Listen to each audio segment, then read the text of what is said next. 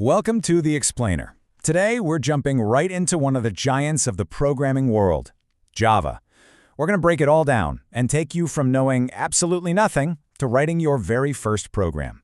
You know, it really can seem like magic, right? All these complex apps and websites we use every day. But here's the secret. Whether it's a game, your banking app, or social media, every single one starts with the same simple fundamental building blocks. And that's exactly where we're going. Believe it or not, in just the next few minutes, you're not just going to learn about code, you're going to write your very first command and actually make the computer do what you tell it to. Okay, let's dive in. Before we can start building, we need to set up our digital workshop. That just means getting the essential tools that every Java developer uses. So the very first thing we need is something called the Java Development Kit, or JDK for short. Just think of it as our main toolkit, the engine for everything we're about to do. And getting it set up is a pretty simple four-step process. You just download it, run the installer, tell your computer where to find it, and then do a quick check to make sure it's good to go.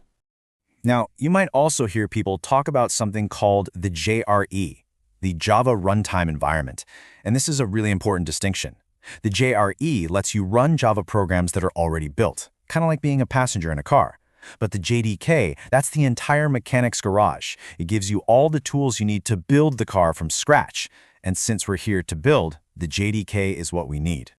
All right, our workshop is all set up. Now for the really fun part. Let's write some code and make the computer do something for the very first time. All right, take a look at this. This little block of text, it's basically a rite of passage for pretty much every programmer out there. It's the traditional first step. I know it might look a little weird, but let's break it down piece by piece. First up, you see class hello world. The class is just the main container for our code, kind of like a blueprint that holds all the instructions for our little program. We're just calling our blueprint hello world.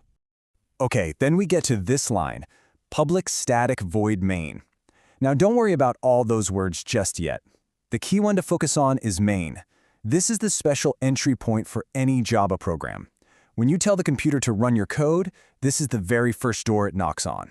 And finally, this is where the action happens, system.out.println. This is the command that basically tells the computer, hey, print whatever's inside these quotes right onto the screen. And that little ln at the end of println is pretty handy. It just means line, so after it prints, it moves down to a new line. And that's the result. When you run that code, this is exactly what pops up. How cool is that? You've officially made the computer speak. You've proven your whole setup works perfectly.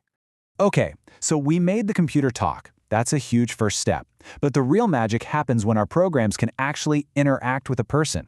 So let's see how that works.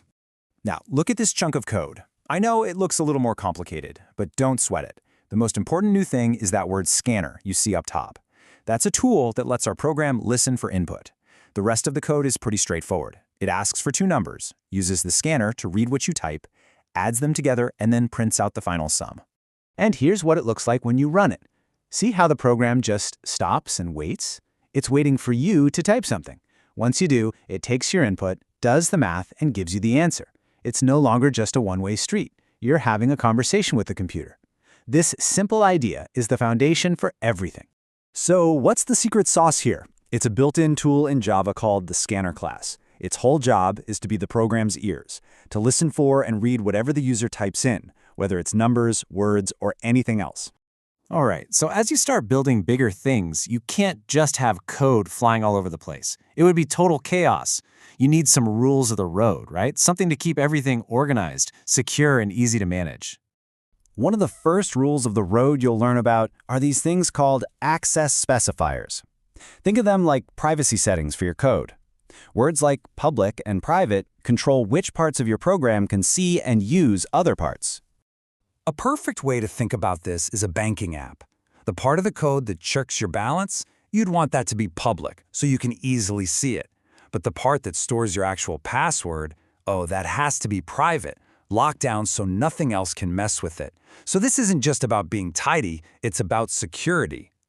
And the other big idea for staying organized is something called packages. This sounds fancy, but honestly, it's just like using folders on your computer to keep your files from becoming one giant mess. So if you were building a huge e-commerce website, for example, you wouldn't dump all your code in one spot. All the code for managing users would go in a user package. Everything for handling payments, that goes in a payment package. It just keeps everything neat and tidy and makes it way easier for big teams to work on. So let's just pause for a second. In just a few minutes, we've covered a ton of ground. You've actually built a really powerful foundation, probably more than you realize. Think about it. You know how to get your tools set up, how to actually write a command, how to make it interactive, and even how to start thinking about organizing your code like the pros do when they build massive apps.